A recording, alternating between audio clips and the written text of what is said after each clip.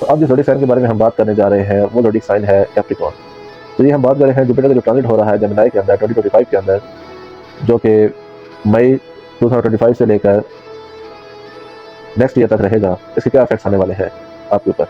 तो सबसे पहले ये बता दूं कि जो जुपिटर है वो कैप्रिकॉर्न के लिए 3rd एंड 12th हाउस का लॉर्ड होता है और इन 2 हाउसेज को ये रूल कर रहा होता है यहाँ पे। और ये जो ट्रांजिट हो रहा है इनका ये 6th हाउस में हो रहा है। तो इसके क्या बेनिफिट्स मिलने जा रहे हैं इनको। सबसे पहले कैप्रिकॉर्न वाले देखेंगे कि जुपिटर का जो ट्रांजिट है वो उनको काफ़ी हद तक फाइनेंशियल ग्रोथ देगा। और दूसरी बात यह है कि उनके एनिमी से उनको सिक्योर करके रखेगा और प्रॉब्लम से उनको बचाएगा और ज़्यादा से ज़्यादा उनको बेनिफिट देने की कोशिश करेगा वहाँ पे। तो ये एक अच्छा ट्रांजिट है इनके लिए और एक अच्छी चीज़ लेके आ रहा है कैप्रिकॉर्न ज़ोडिक साइन वालों के लिए। लेकिन यहाँ पे थोड़ा सा आपको देखना पड़ेगा कि जब भी जुपिटर आपके 6th हाउस में आएगा तो कुछ हेल्थ इश्यूज आपको ये देगा और वो हेल्थ इश्यूज रिलेटेड होंगे आपके स्टमक से।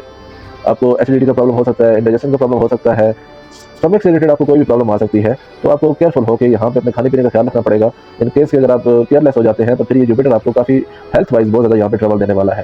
तो जितने भी कैप्रिकॉर्न वाले हैं उनको चाहिए कि वो कोशिश ये करें कि उनके लिए ये जो ट्रांजिट है ये वैसे बहुत अच्छा ट्रांजिट है, लेकिन इन केस कि अगर आप अपनी हेल्थ खराब कर बैठते हैं तो फिर ये आपको पूरा का पूरा ट्रांजिट जो है वो बर्बाद हो जाएगा। क्योंकि इस ट्रांजिट के अंदर आप फाइनेंशियल ग्रोथ बहुत ज़्यादा कर सकते हैं, लेकिन अगर आपने अपनी हेल्थ को ना चेक एंड बैलेंस रखा तो फिर ये होगा कि आपके लिए बहुत ज़्यादा प्रॉब्लम क्रिएट करेगा ये चीज़। तो आपने कोशिश ये करनी है कि आप अपने खाने पीने में स्पेशली बहुत ज़्यादा ख्याल रखें और कोशिश करें कि जो चीज़ आप हेल्दी हो वही आप कंज्यूम करें। क्योंकि इस साल आपको सबसे बड़ा प्रिकॉशन यही है कि आपने अपने खाने को बहुत देख समझ के जो है वो कंज्यूम करना है।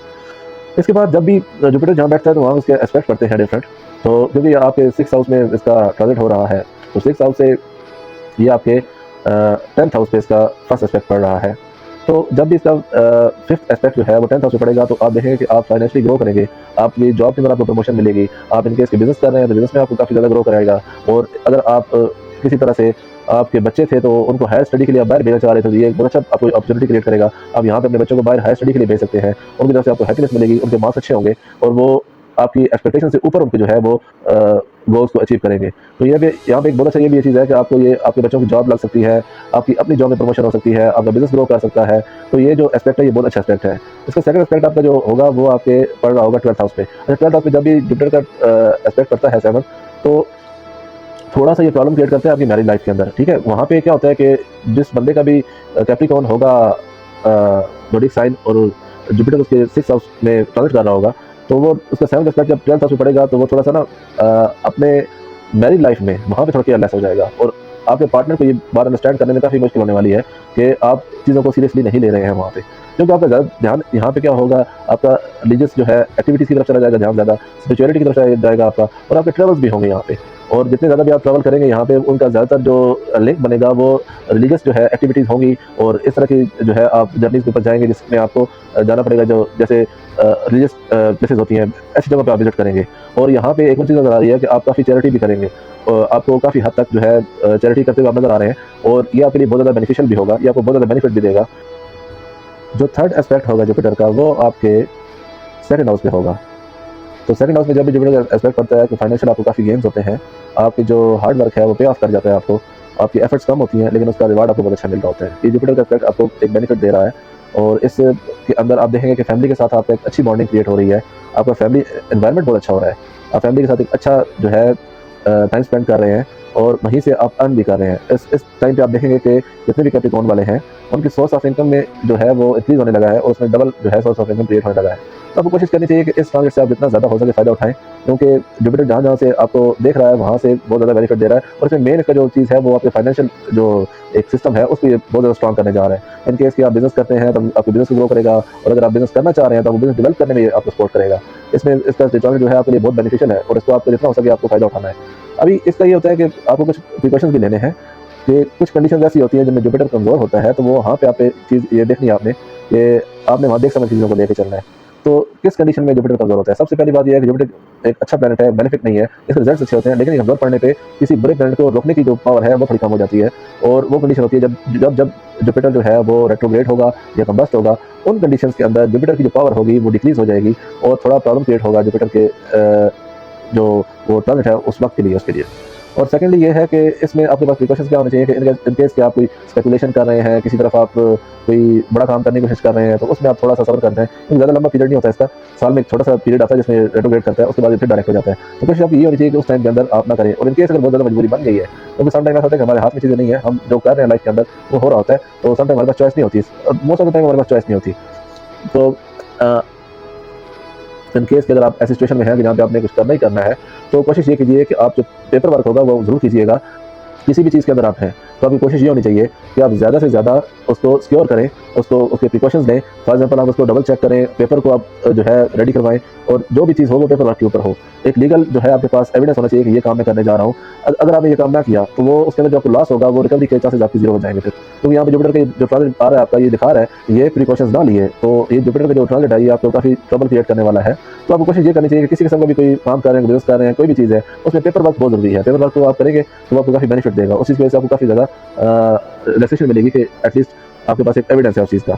और ज़्यादा कोशिश तो ये कीजिए कि जिन कंडीशंस के अंदर जुपिटर जो है वो वीक होता है, उनमें आप कोई ऐसा स्पेकुलेशन वाला काम ना ही करें तो बेहतर है। तो बाकी इसके एस्पेक्ट्स भी आपको बताए हैं जो हैं वो एक्टिवेट होंगे। 10th हाउस जो कि आपको फाइनेंशियल ग्रोथ देगा, 12th हाउस जिसमें आप ट्रैवल करेंगे और आप चैरिटी करेंगे, वो हाउस भी इस दफ़ा जो है एक्टिवेट होने जा रहा है। और सेकंड हाउस जो आपको काफ़ी हद तक मनी जो है ईजी मनी आपको अर्न करने में हेल्प देगा। तो ये जो ट्रांजिट है इसको समझने की कोशिश कीजिए। और अगर आपको नहीं पता कि कब जुपिटर जो है रेट्रोग्रेड होगा या फिर वो कंबस्ट होगा, आप मेरे चैनल को सब्सक्राइब कीजिए। मैं टाइम टू टाइम की डेट्स आपको बताता चला जाऊँगा और इसके इम्पैक्ट्स भी आपको बताता चला जाऊँगा कि क्या पढ़ने जा रहे हैं। तो आपको कोशिश ये होनी चाहिए कि आप उस टाइम पे थोड़ा केयरफुल रहें। बाकी ट्रांजिट आपके लिए बहुत ज़बरदस्त जाने वाला है, बहुत अच्छा जाने वाला है ये आप।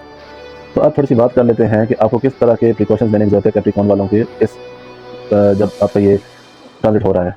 सबसे पहले जैसे आपको बताया कि आप अपनी डाइट का ख्याल रखिए, क्योंकि यहाँ पे आपको स्टमक से रिलेटेड कोई ना कोई प्रॉब्लम आती हुई नज़र आ रही है। इस साल के अंदर आप कोशिश करें कि जितना ज़्यादा हो सके अपनी डाइट को कंट्रोल कीजिएगा, क्योंकि आपने अगर वहाँ पे कुछ कंट्रोल ना किया और वहाँ पे आपने अगर केयरफुल ना रहे, तो आप देखेंगे कि आपकी हेल्थ पे, आपके स्टमक के ऊपर इसका बहुत बुरा असर पड़ने जा रहा है। और इन केस कि अगर आपने वहाँ पे ये चीज़ लूज़ कर दी, तो जो बाकी इसके बेनिफिट्स हैं वो भी आप शायद ना उठा पाएँ, क्योंकि हेल्थ आपकी जब ट्रबल में आएगी, ऑटोमेटिकली आपके बाकी बेनिफिट्स भी आपके हाथ से निकल जाएंगे। तो जितना ज़्यादा हो सके आप कोशिश करें कि अपने खाने पीने को क्लीन रखें, हेल्दी रखें, और कोशिश करें अपनी लाइफ डेली रूटीन के अंदर आप एक्सरसाइज को इंक्लूड ज़रूर कीजिए। एक्सरसाइज आप करेंगे तो आपको काफ़ी बेनिफिट देगी चीज़, वो बहुत ज़्यादा आपको उसका फ़ायदा होने वाला है। एटलीस्ट अगर आप बहुत हैवी एक्सरसाइज नहीं कर सकते, जिम नहीं जा सकते, तो एटलीस्ट आप वॉक कर सकते हैं, वॉक कीजिए। आप जो आपको कंफर्टेबल लगे, रन कर सकते हैं रन कीजिए, जॉग कर सकते हैं जॉग कीजिए। जिस तरह के भी आप कंफर्टेबल हैं एक्सरसाइज के अंदर, फिजिकल एक्टिविटी के अंदर, वो ज़रूर आप कीजिए, क्योंकि यहाँ पे फिजिकल एक्टिविटी आपको अच्छा बेनिफिट देने जा रही है। और चीज़ देखने को मिल रही है कि आपके जो स्पाउस होंगे, चाहे फीमेल है या मेल है, तो वो आपको काफ़ी यहाँ पे सपोर्ट करते हुए नज़र आ रहे हैं। तो ये एक अच्छा साइन है आपके लिए। अगर आपके माइंड में कोई चीज़ थी, जो कोई टारगेट था जो अचीव करना था, तो इस वक्त एज अ कपल आप वो अचीव कर सकते हैं, क्योंकि आप दोनों एक लाइन में आप खड़े हैं इस वक्त, एक दूसरे के साथ आप अग्री कर रहे हैं। और आपको कोशिश करनी चाहिए कि कोई अगर इन केस आप माइंड में कोई चीज़ है, कोई प्लान है, तो उसको एग्जीक्यूट करने का ये बेहतरीन टाइम है। जितना हो सके अच्छे से इसको एग्जीक्यूट कीजिए, और इसका आपको बहुत ज़्यादा बेनिफिट मिलने जा रहा है। बाकी ये है कि जब भी ये रेट्रोग्रेड होगा, जब ये कंबस्ट होगा, आपने उस वक्त बहुत ज़्यादा ख्याल करना है, क्योंकि वही जगह है जहाँ पे आपको ये प्रॉब्लम दे सकता है। इसके अलावा कोई ऐसी जगह नहीं है जहाँ पे प्रॉब्लम क्रिएट करे। बाकी आपके लिए अब इसमें रेमेडी क्या होगी, आपको रेमेडी बता देते हैं। आपको कोशिश ये करनी है, आपने कोशिश ये करनी है कि आपने जितना ज़्यादा हो सके एनवायरनमेंट को सपोर्ट करनी है, आपने नेचर को सपोर्ट करनी है। सपोर्ट इन द सेंस मैं बात कर रहा हूँ कि जैसे आप कोई पौधे लेके लगा सकते हैं।